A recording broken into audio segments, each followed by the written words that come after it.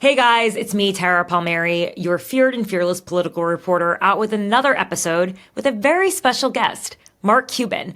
You all know the billionaire tycoon from Shark Tank. Well, he's here with a lot of predictions about the economy, like his concern that the DOGE cuts are going to cause a recession in the red rural states that President Trump won.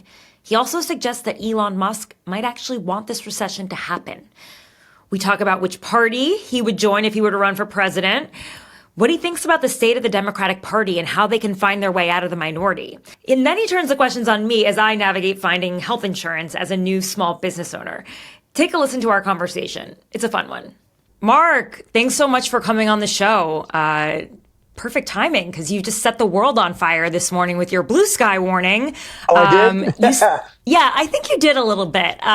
You said that, by the way, I'm recording this on Friday. You said that you see a red rural recession coming. Basically, you mean that you see a recession that will specifically impact Trump voters in red states. Not necessarily just in red states, but in rural meaning smaller towns and cities, and medium-sized cities.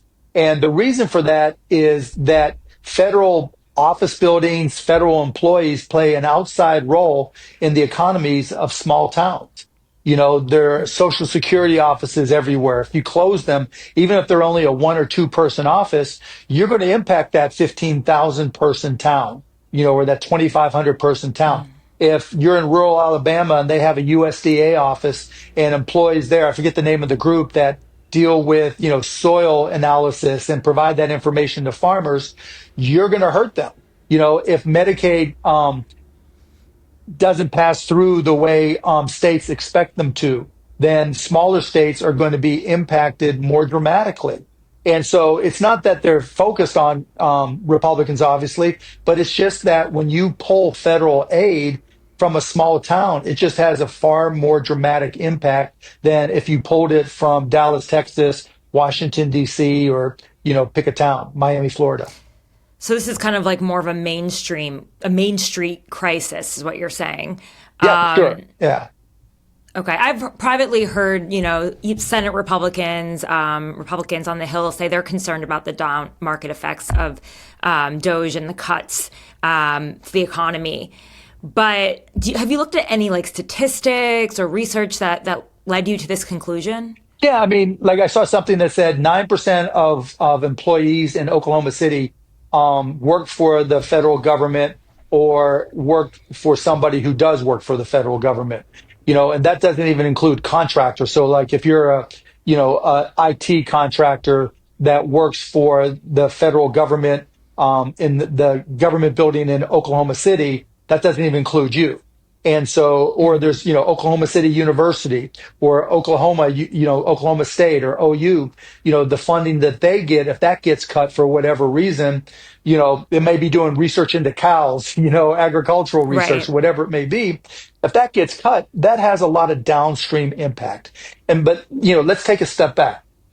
That is a pretty big city, though, Oklahoma City, right? It is and it isn't, right? It's big relative to everybody else in Oklahoma, other than maybe Tulsa, but relative, to cities with, populations in the millions, it's relatively small. But, to take a step back, I don't have a problem with cutting costs, right? And if you're going to cut costs, people are going to lose their jobs. And when you find waste, fraud, and abuse, there's a lot of money that was going to be spent that won't be spent. The problem isn't that they want to cut it. The problem is they're doing it all at once. It's like they never did any game theory whatsoever to say, if this, then that. If we do it all at once, what is the impact on all these different cities where we have employees, where we have contractors, where we have, grant recipients? They're just saying, ready, fire, aim. Let's cut it all as soon as we can. Let's just get it over with. And that's the exact wrong way to do it. And when you do it that way, you have these second order effects where, the federal employees got fired. Okay, that's bad. But, there's firings all the time from private businesses. But then the contracts got cut. And now all those grant recipients have got to fire people, lay people off. And then those people, shop at the local stores. Those people don't have money to spend there. And that's before we even get to tariffs. And, who knows how the tariffs will actually play out. But if prices are going up and people in your community are losing their jobs and federal offices are being shut down, now all of a sudden that town or that smaller city has got a crisis because they don't have the tax revenue to pay for services that, the community absolutely needs. And you're also seeing things like, COVID money that was reallocated to mental health or to substance abuse getting pulled as well. So now maybe the one mental health clinic or the one community medical clinic that people could go to are being shut down as well. When that happens in a small city, that's dramatic. Yeah. What are the chances that the entire country falls into a recession this year? I mean, it's impossible to predict, but I don't think, I doubt that we'll see a, a recession per se, right? We might by definition, right? We might have, GDP fall for 2 consecutive quarters. So by definition, we'll be in a recession. But at the same time, I don't think it'll be something that's prolonged. Okay. Do you think that these tariffs are reversible, by the way? Yes. Yeah, I do, because everybody is hesitant. Like in all my companies, when I talk to whether they're smaller Shark Tank companies or Cost Plus Drugs, or we're planning for them, and we're planning both directions. If they happen and if they don't happen, what are we going to do in either direction? And so I don't think for any CEO they're going to be caught off guard if a tariff is only in place for a day, a week, a month. I think they'd be more surprised if it was in place for a year. But what's happening in regards to the tariffs, there's different types of companies. Like I have one Shark Tank company that doesn't have a lot of pricing elasticity. And what I mean by that is they can't just raise their prices to match the tariffs that they're paying. Because if they do, the demand's going to fall, their sales will fall, their profits will fall. So they need to find ways to cut costs. And to do that, they're not hiring as fast, but they also had this big conference in Florida where they had committed to spend $2 million to fly people in, to entertain, entertainers, food, all the stuff you want to get, in their particular case, to get their vendors all excited, and they canceled it. And I've had other companies the same thing, right?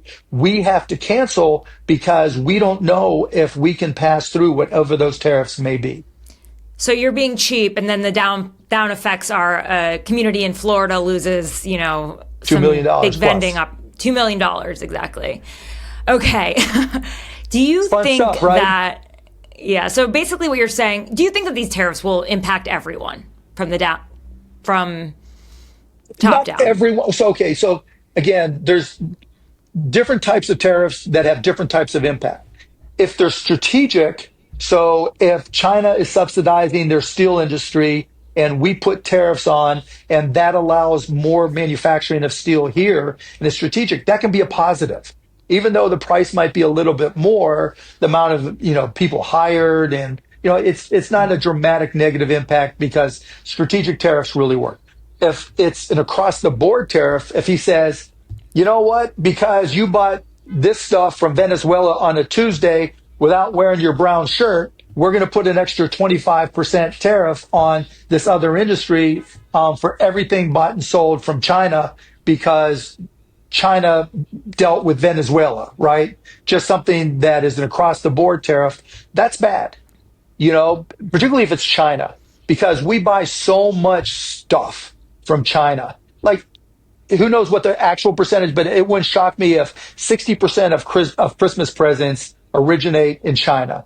Now, if all of a sudden those go up by 25%, now that's, less things being purchased for Christmas, kids being upset, families being upset, they can't buy as much. All the other things we mentioned, if people lost their job or somebody in the family lost their job, making things even tighter. And so, it turns the Trump administration into the Grinch, by doing these tariffs that are across the board because they have an impact on everybody when you do an across the board tariff on someone like China. And American companies, they can't pick up the slack there. Well, they can try, right? That'll be the first response. But so the first thing, for our companies, like the first thing we do is you go back to China and you say, can you cut the price to match the tariffs?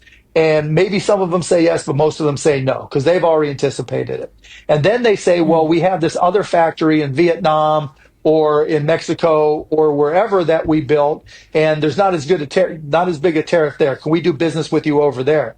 And you say, sure.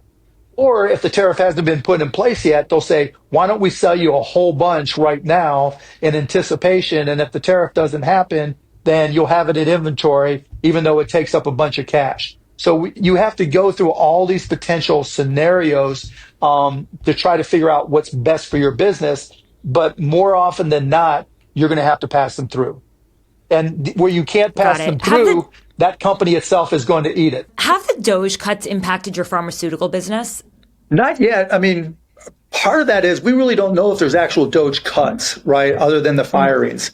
And so we haven't, seen anything that has impacted us directly. There's a potential that tariffs could. We don't buy from China, but we do buy medications from India. And so, our plan is if there is a tariff, then we only have a 15% markup anyway, so we can't just, eat it. We'll just be transparent about what the actual tariff is and any broker fees, and just show those and just pass them on directly to the consumers. Yeah, we won't have a choice. Yeah. I mean, if you only have a 15% markup and there's a 25% tariff, we'd have to lose money on every single medication. Got it. So you're part of the tech Illuminati. What do they privately think about Elon Musk? I'm not part of the tech Illuminati, Oh, come on. My friends drink beer and, here's what I know as a tech guy, okay? Okay. I was watching what he said on Fox News yesterday. I don't know if you saw it, where they had all the interviews and everything. And so he was talking about all the waste and abuse and how everybody was, abusing the system, and how, he was tech support and he was going to change it. Well, in my background, it's been a while, but I've done tech support. I've done conversions, system conversions, taking people from mainframes to more advanced systems and new systems. And you develop these things in parallel. And when you roll them out in stages.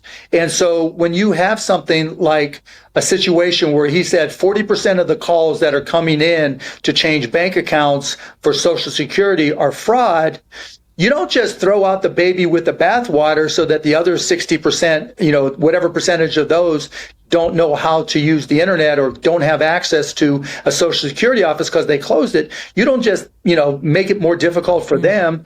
You implement things that allow them to access the system. That's just normal in any system conversion. It's like they have not gamed these things out at all. When Elon said there's no empathy, empathy is a weakness. He's proven that that's his weakness, not having empathy. Because when you do systems conversions, as much as it's IT, the only reason you're doing them is to support the customers that use the system.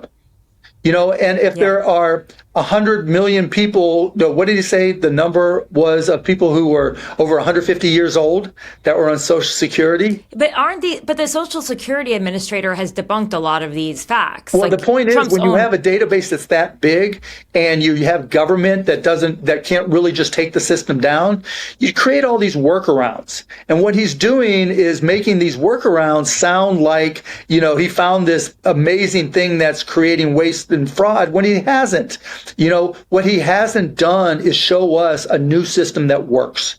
Because if you're going to say, well, we're going to update the COBOL system, and take something that's been running for 50 years and make it better, great. But you don't take down the existing system to the detriment of all the users before your new system is up and running. Nobody in IT has ever does that, right? And anybody who's worked for a big company has gone through system conversions. So great. I love it that DOGE is working on upgrading the systems and updating them. They need to be updated. I'm glad they're using new advanced technology to try to do those things. But you don't shut down the incumbent systems before you have something to convert over to. And you don't convert over until you've tested them. That is just Tech 101. He would get fired in tech support in a nanosecond if he just took down the existing systems without having tested and rolled out on a staged basis the new system. It's kind of like his rollout with X, though. Yeah, kind of. I mean, he's treating it like X, right? It's like, it's not, if however he wants to convert X and just, fire everybody and make it work. That's his prerogative. It's his company. He writes the checks. He gets to do whatever. But there were so many glitches, like embarrassing glitches. Doesn't even matter, right? It's his company, right? He gets to pay whatever it costs. Social Security is not his company. The FDA is not his company. All these things are not his companies. They're owned by the taxpayers. And while we want to see all the costs, I want DOGE to succeed. I want these cuts to succeed.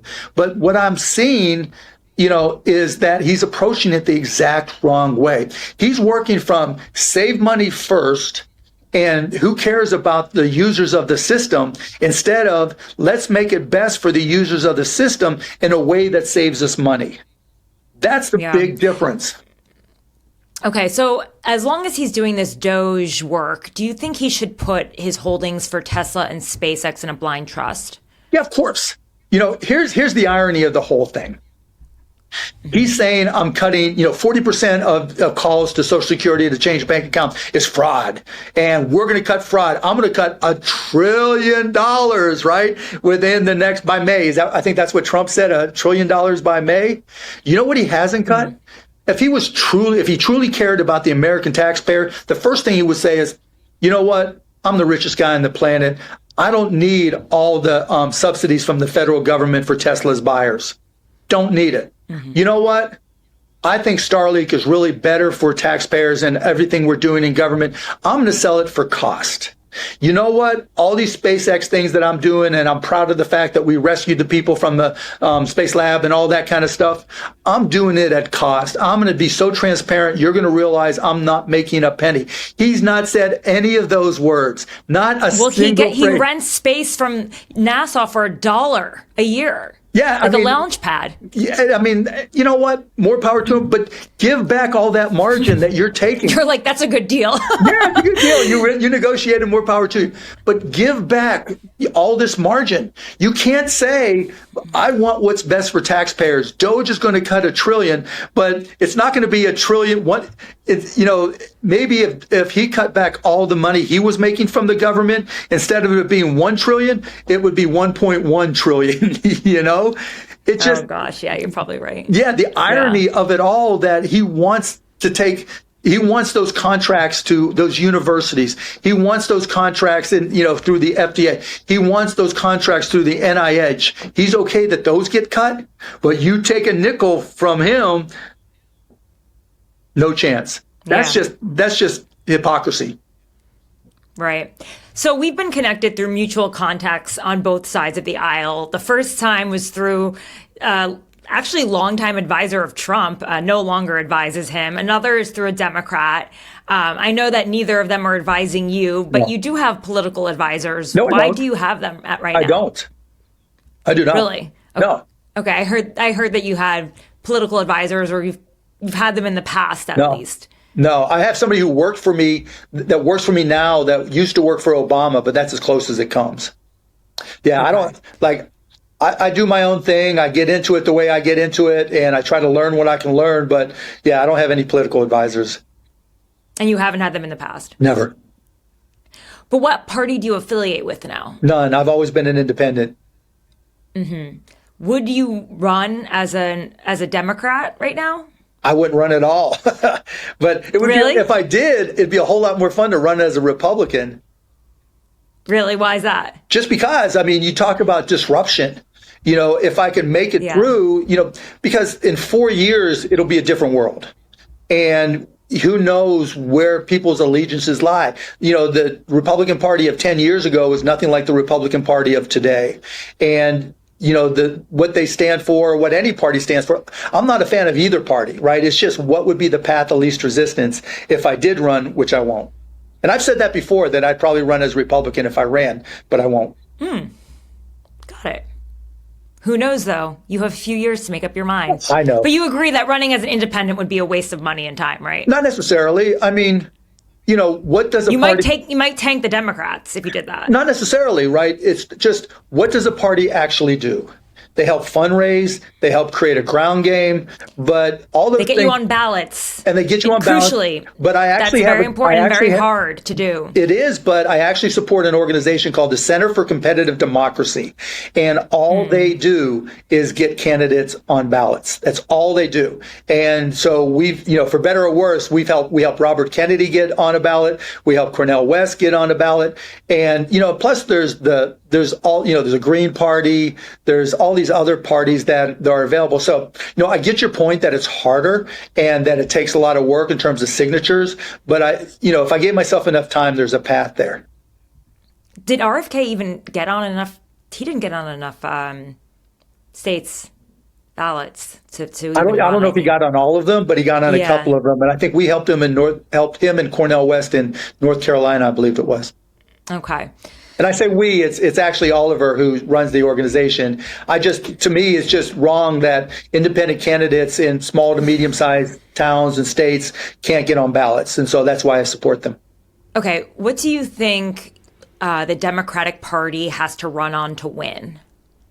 Well, first you look at what the Republicans ran on, okay?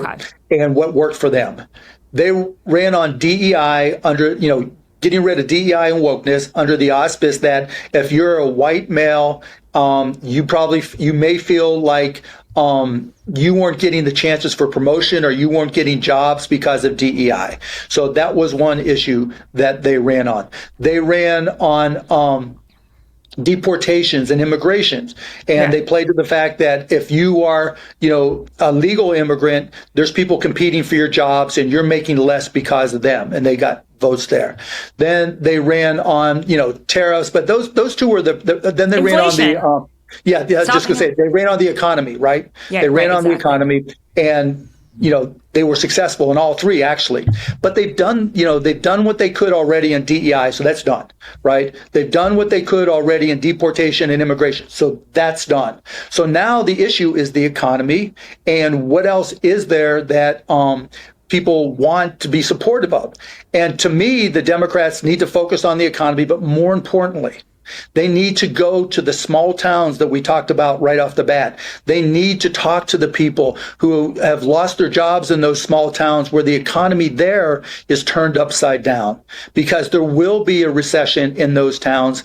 And rather making it about Trump, they need to make it about all those people, because they are the ones that are suffering the most. And when you let the people who are feeling the impact of what this administration is doing, do the talking for you, it is so much more effective than having a politician stand behind a lectern talking political things, right? And the other thing you need to know is, but it helps to have a singular person voice leading the party. No, it doesn't. Forward. It's the exact opposite. It hurts. And I'll tell you why. The Republicans have done it with Trump, and it's worked out pretty well for them. No, if Donald Trump said DEI was the best thing ever tomorrow, then they would all change their mind and said DEI is the best thing ever. The Republican Party isn't a party; it's the family business of Donald Trump.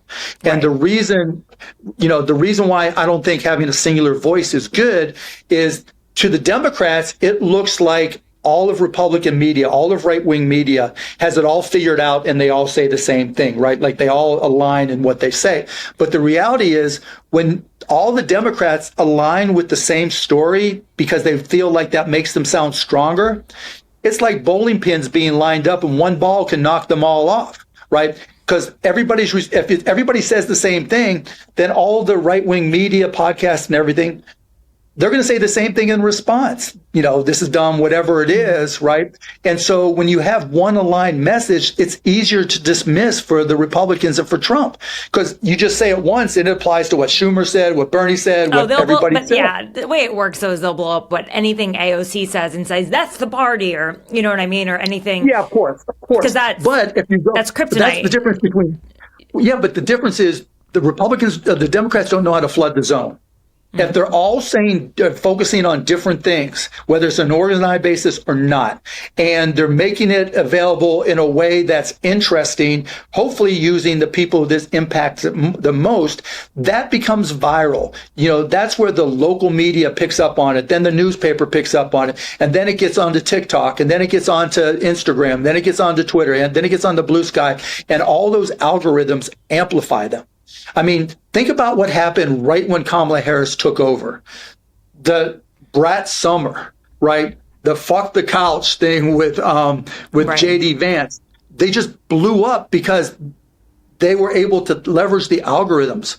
When the Democrats do it the way they do it right now. But it didn't really work in the end. I mean, I guess it was just because. Oh, no, because they didn't do it. It would have worked fantastically.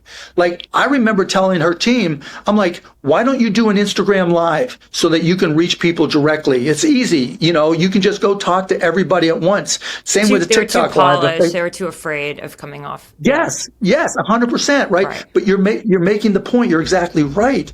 Because in a world where the algorithm wags the dog, that's what moves people's positions. It's you've got to be able to be present on social media over and over and over and over and over again. Is that why you do so many podcasts? Yes. Because I want to be able to talk to them and understand and communicate, and that's what worked for Trump. It's not like what he said was important. Like, I went on Theo Von's podcast and I gave reason after reason. What's that? I said that was smart.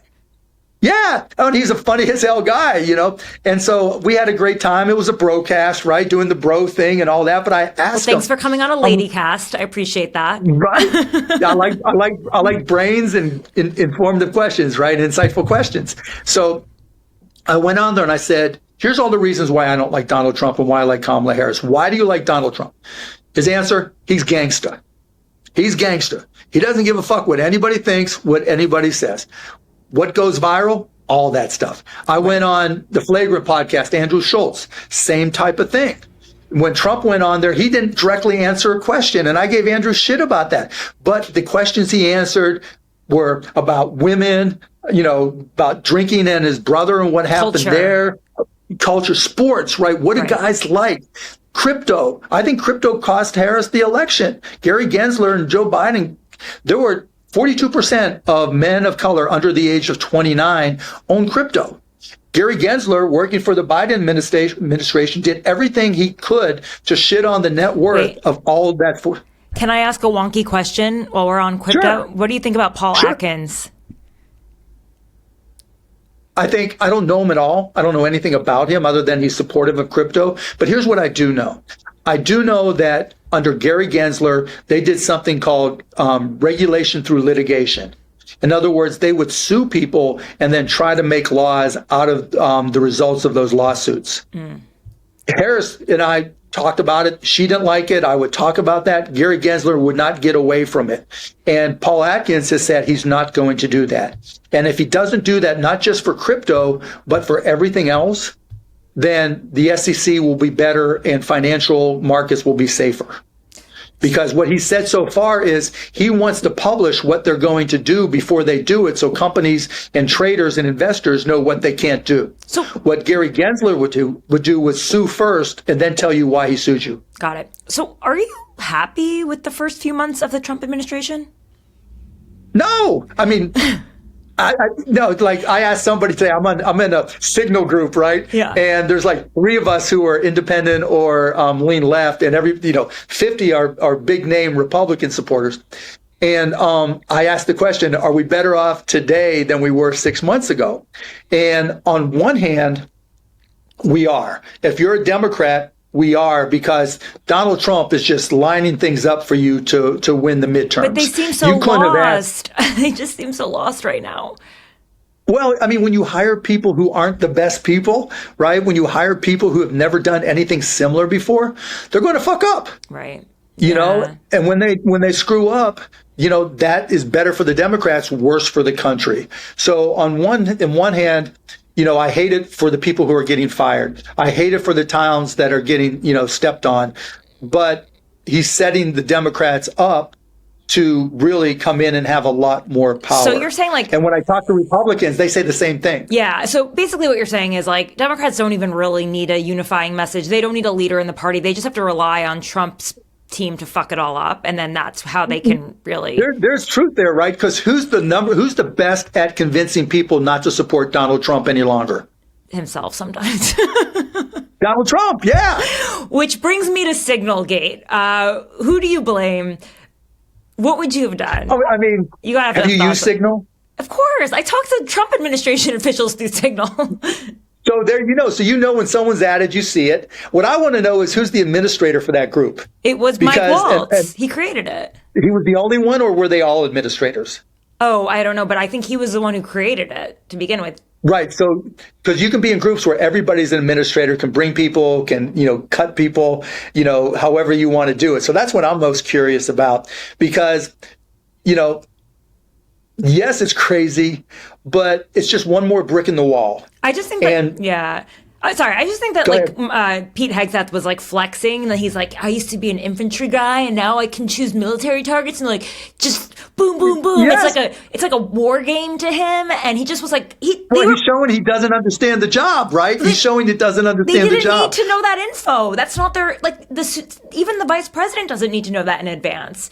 He was just flexing. The whole point is they don't know their jobs. Yeah. You didn't. And when you have somebody who hires for loyalty over competency or merit, it's going to catch up to them at some point. Yeah. At some point, it's going to, and it's better for the evidence of the fuck up to be this, where there weren't any drastic consequences. So as stupid as it is, yes, it should have been classified. Yes, the flex was, it tells you the dynamics. It tells emojis, you all of it. Yeah, that tells you the organizational dynamics between all those people as they try. When he's saying, I couldn't do this before, and now this is amazing. He's saying, I don't fucking know what I'm doing, and I'm trying to make you guys think that I'm just a badass that's coming into this job. I mean, I've been in organizations that have been fucked up because of me and saved because of me. And you see things on a repetitive basis. And when you see those types of dynamics where everybody's trying to, make themselves look stronger, particularly when you've got it from the male perspective, where they're trying to be more macho in some respects.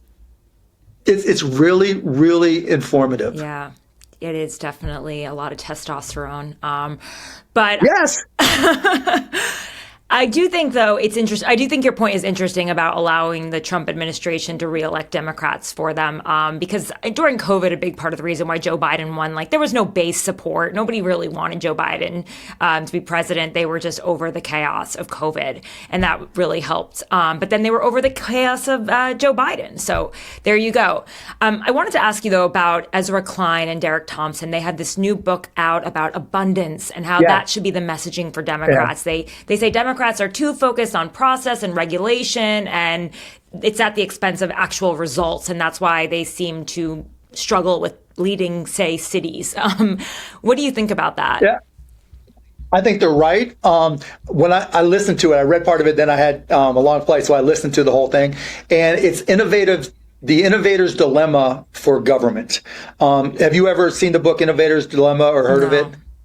Okay, so effectively, it's a seminal business book that says companies always are bound by their existing businesses. They stop innovating to protect their legacy businesses. So you may have a product that could change the market, but you're making so much money from the old product, you don't want to introduce the new product.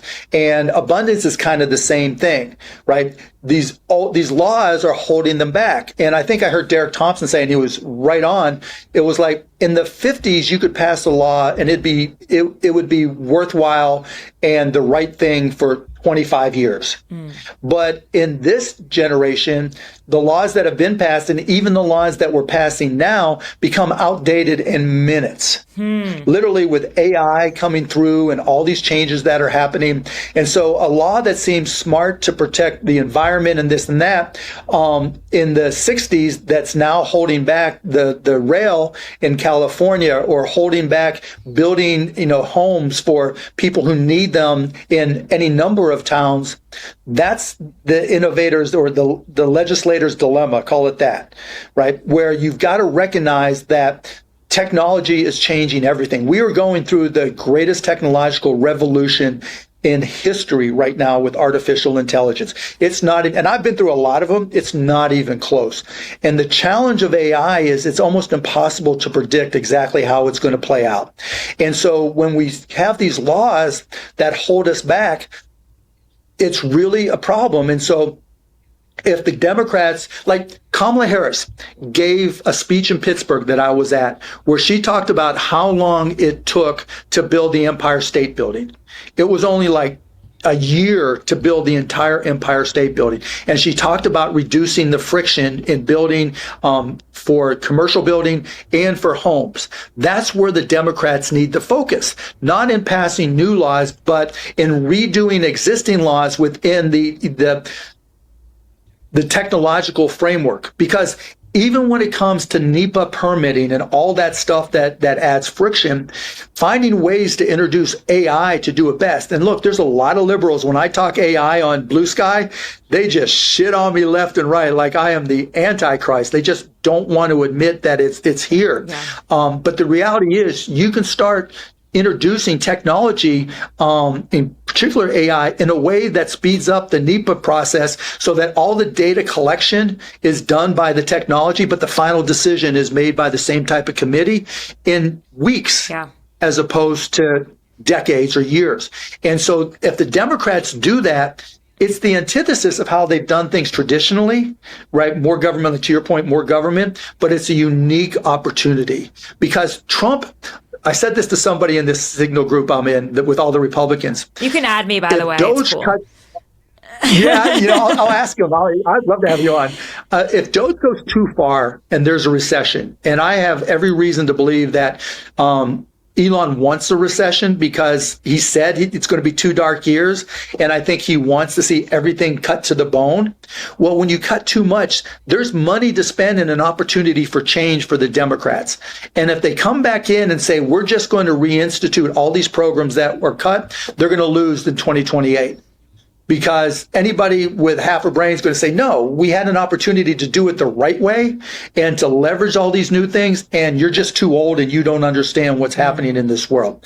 But if they come in and say, look, we're going to leverage technology, we're going to do what Kamala said, we're going to reduce all the friction, we're going to look at laws that are holding us back so that we can grow the economy, we're going to solve the problem of lack of housing by fighting the people who are NIMBY for, in the nicest neighborhoods. Like, I have this land in Dallas that I've owned for 25 years that requires that all plots be at least a half acre.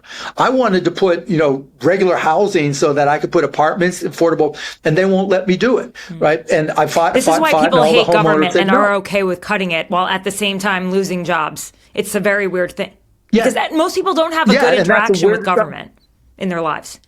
No, they don't. And it's not surprising. So to your point, if the Democrats come in and tomorrow, and say, we are going to cut cost. You know what? Our problem with DOGE isn't that they're cutting costs. As painful as it is that they don't care about the people, right, involved. They haven't said a word about benefits for pregnant women who are getting fired or terminally ill people, whatever it may be. We're going to care about the people, but we also understand that these cuts need to be in place. And not only that, we're going to change the laws to simplify them, to reduce laws so that we can build houses more quickly, so that we can build industries. Trump thinks that tariffs will bring back manufacturing. Tariffs don't bring back manufacturing. Intellectual property brings back manufacturing, meaning the people who understand robots, the people who understand that software, that like for costplusdrugs.com, our manufacturing in Dallas, Texas, which is cheaper than just about anybody else on the planet, is all robotics and done in Dallas. Yeah. And it's because of the intellectual property. So if the Democrats took those pieces and said, and basically did what the Republicans wanted to do, but did it the right way, with some empathy, with consideration for small, medium, and large size towns, understanding the goal. The Democrats never seem to shoot for a goal. They just seem to shoot for legislation and the amount of money that they could assign to that legislation so that they can claim that they've reached a goal. You know, actually work towards a goal, right? You want to improve education? Great. It's not about the teachers union. It's about improving education. Show us what works, and let's put together that program. And if there's laws that hold that back, say we're going to get rid of those laws. That's the message from abundance. Right. I'm going to ask you one last selfish question to wrap this up. I'm liking this stuff. Let's keep on going. You just got me on rolls. Okay. Well, then we can make this. This might lead you to say something else. So as a podcast host, do you think I will be replaced by AI? No, but have you ever used Notebook LM? No. Tell me about it. Oh shit, Tara. Oh shit. Okay, so go to it's by Google and just do a search for Notebook LM right now. Okay, and take a transcript of one of your shows and feed it to it and have it go into the audio studio and have it create a podcast about the transcript of one of your shows. You will freak out. Really? You will freak out. I guarantee it. You'll email me back and say, oh shit, this is insane. So, because what you'll do then, what you could do, you can extend your empire, because here you are trying to build your podcast business, right? And extend it, right? So you can have it create different types of conversations about the podcast that you've already done to generate more interest in your podcast. And where it's being used for businesses, right? Like kids today, Gen Z today doesn't want to read. Nobody likes to read that's young, but they'll listen to a podcast. And so you could take, like, for your podcast company, when you onboard a new employee and you got your little employee manual that you have, you put that into Notebook LM and turn it into a podcast, and someone can listen to it while they're running or working out or whatever instead of reading the manual. It's insane. That's amazing. It is insane, but it starts to get you to understand what AI can do, and the fact that there aren't any limits. And it makes people who are smart smarter. It makes people who don't have education, have access to education. It's like having a mentor, like using ChatGPT or Gemini or Anthropic or any of them, right? Is like having a mentor, a full-time mentor available to you, having, somebody who can answer questions. They're not always going to get it right, just like a mentor won't always get it right. But I'm just telling you, it's such a rabbit hole to learn more about AI, but you're going to have to do it for your business. I asked people earlier today if they had questions for you on my socials. So let me check, since you're game for a little bit more. It's more about Chris at this point, my producer, or maybe he wants to throw some out. Chris wants to know more about AI, right? And talk about AI. Oh, yeah. Here's the question. This is a good one, actually. I like this one. If Pete Hegseth and Mike Waltz were your employees at one of the companies you own, what would you do? Demote them. Oh, you'd keep them, but demote them. That seems painful for a man. He'd probably rather be fired. No, well, because their challenge is they don't have the experience. And if I hired somebody and I put them in the wrong position, and because they weren't qualified, then that's on me for hiring the wrong person. Now, the person who hired them is not going to take that, responsibility, but I made the mistake of hiring this person. I'm not going to kick him to the curb because I was the one who hired him, but I'll put him in a position to succeed. That's kind of like DEI, so he should go to Voice of America, Pete diversity. Hegseth, right? Because he is a Fox News host. Or, just make him get the coffee, just make him follow, make him, what was the show I was watching? Oh, it was, but make it so he has to follow somebody who knows what they're doing around to learn what he should be doing. Here's someone, this is a good one, actually. I'm curious for myself. What are you doing to protect your assets that normal people like us can follow to protect our assets? That's a great question. I'm mostly in cash. Like bonds, government bonds, or just Yeah, treasuries. Yeah, treasuries. Yeah, making 4%, money markets, making 4%. Now there's investments, private investments I have in hundreds of companies. That's not going anywhere, working on cost plus and investing in that on an ongoing basis. But the stocks I've owned for a long time. And everything else I just have in the cash, which is pretty much the equivalent of a money market.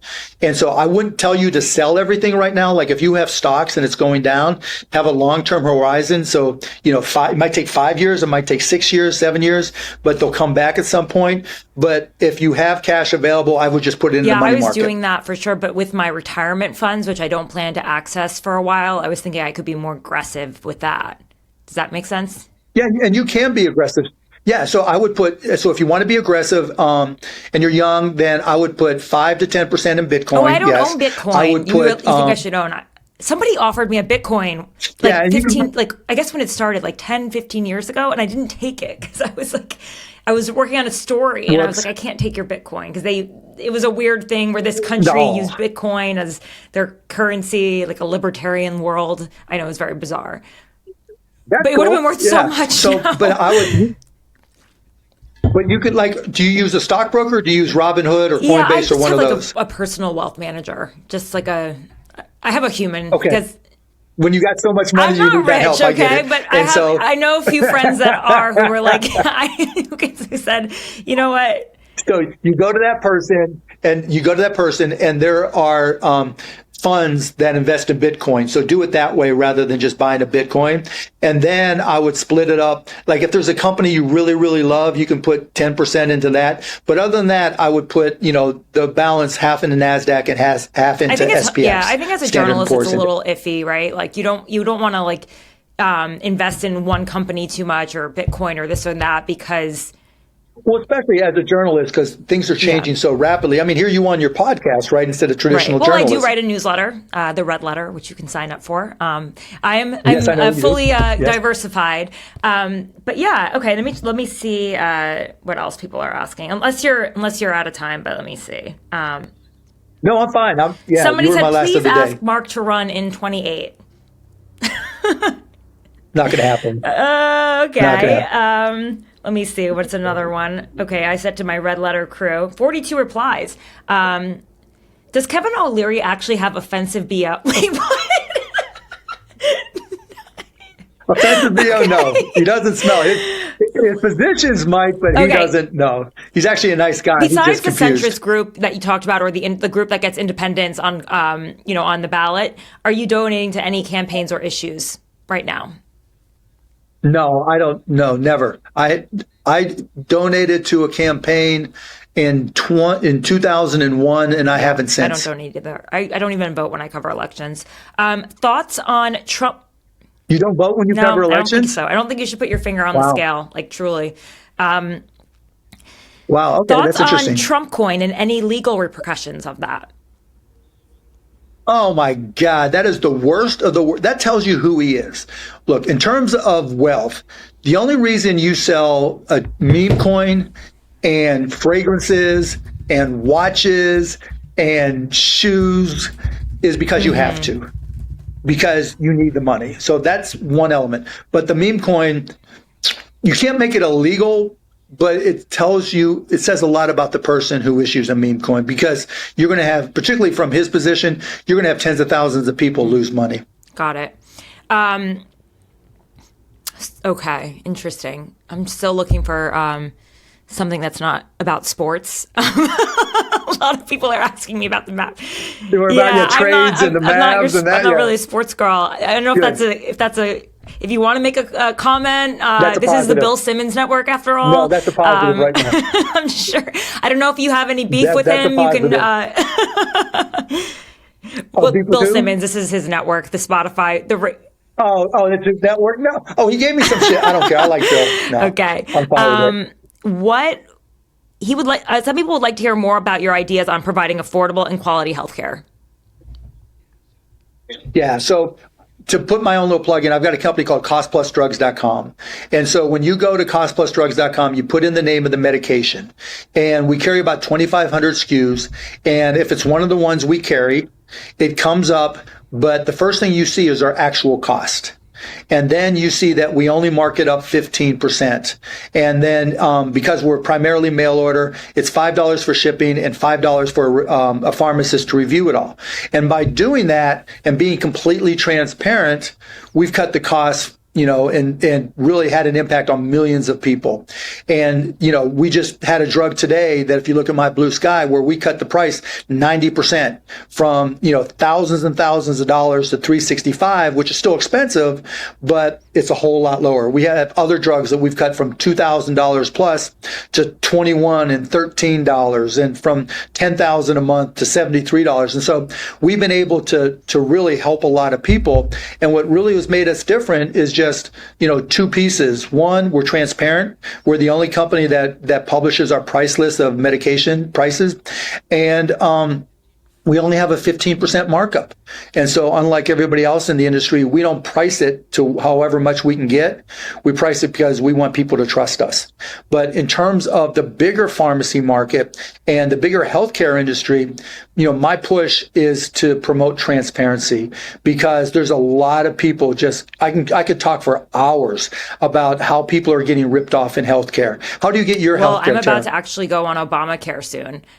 So I've got to figure that out, because I'm now starting a business. And so I have to figure out my healthcare. I've never done it before, so I'm trying it out. Yeah. And, I use Amazon Pharmacy right now. I don't know if you provide to them. You should use us. You probably should check with that. Yeah, you probably should check with our prices. Oh, really? Okay. To compare. So I'm kind of new to this world. Actually, I was going to work on it this weekend since my healthcare expires on April 1. I just quit my job to start, my own enterprise, my own empire. Good one for you. Brick, one brick at a time. Build it big enough and come on Shark Tank. You can come on Shark Tank. But, the point was going to be the process you're going through is nerve-wracking, because you're trying to decide, how much of a premium you should pay, how much of a deductible you should have. And they do, unless you really put the work to get into the details, it's really easy to get caught in a really bad spot, particularly with the different ACA plans, right? Because even though it's ACA and it's on healthcare.gov, they're put together by all the big insurance companies. And big insurance companies aren't going to do you any favors just because it's on the ACA. And so you really have got to dig into the details. And so part of what we're doing with Cost Plus Drugs and a new company, Cost Plus Wellness, is we're working with companies to educate them on how they're getting ripped off and how their employees are getting ripped off as a result, and showing them plans and programs that save them money, reduce deductibles. And honestly, this is a liberal thing, but if we create transparency to the level that we need, that's what creates a path to single payer. Right now, Bernie and AOC, why don't we just have, Medicare for all? Medicare doesn't work very well for a lot of people. Medicare Advantage deductibles have more than doubled in a year. Medicare Advantage coinsurance, so not to get too dweeby, but Medicare for all is not going to be a panacea. But if we're able to get to the point where everything is purely transparent, then the government can start making decisions on how they're going to pay for things. No, it's really interesting. So I actually lived in Europe for 2 years as a foreign correspondent. My mom's from Poland, so I have 2 citizenships, and I covered the European Union, Brexit, et cetera. But one of the great things about living in Brussels was that I did have healthcare through the state system, and honestly, it was good healthcare. I mean, I don't have any underlying serious conditions, but I do have Lyme disease, and it came back, and I needed a doctor who could deal with it. And I found a doctor who, I found a doctor from Long Island in Brussels. But the point is that I did have, some issues while I was just in terms of finding a doctor, but actually it was fine. There were no wait lines, but it's a small country. I guess it's like a state in some ways. Yeah. Well, it just depends on what you need, right? But here's the thing that's crazy. Healthcare is really, really, really easy. You go to the doctor, and the doctor tells you what you need. It could be a medication. It could be, a hip replacement. It could be some, help, support for your Lyme disease.